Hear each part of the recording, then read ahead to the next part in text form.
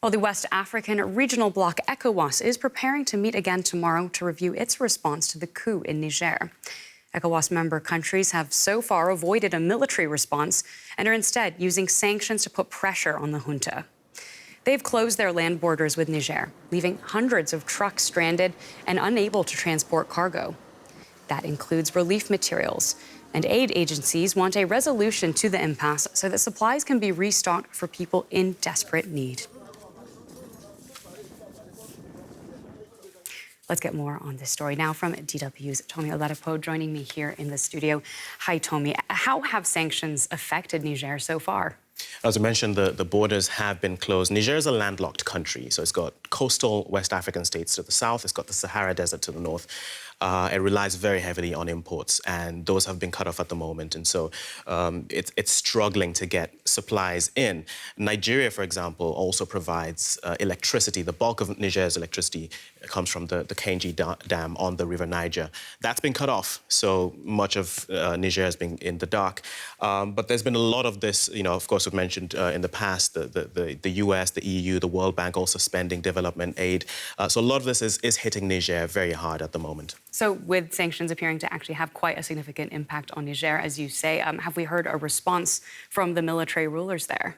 The regime there has essentially painted this as a kind of us against the world kind of thing, where they're appealing to the people of Niger, saying that what they're doing is the will of the people for the sake of the nation, and that all this tough action is the outside world trying to impose themselves on Niger. So they are getting some support. It's difficult to say how widespread this support is, but there is some support for them at the moment.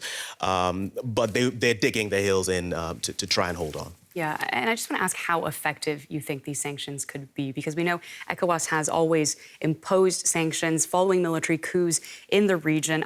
So far, those have failed to restore democracy. Do you think the case of Niger could be any different? ECOWAS is worried about a trend. We've seen Guinea, we've seen Mali, we've seen Burkina Faso, and now we're seeing Niger. And they don't want there to be yet another one. So I think why they've acted so sternly at the moment is because a lot of these countries have worked hard to build their democracies to where they are, even though these democracies are deeply flawed, but at least to get to the point where they are. There's investment at risk, there's credit ratings at risk, and so much at risk in terms of the stability of this region. Of course, we can't talk about this without mentioning the international partners, the US, France, Germany, who all have vested interests as well. They've got their military bases in there, so they're also concerned. So this is a wider issue that has got a lot of countries really worried. Yeah, and what about this meeting of ECOWAS tomorrow that we're expecting to take place in Ghana? Are there going to be options on the table there in terms of a possible military intervention?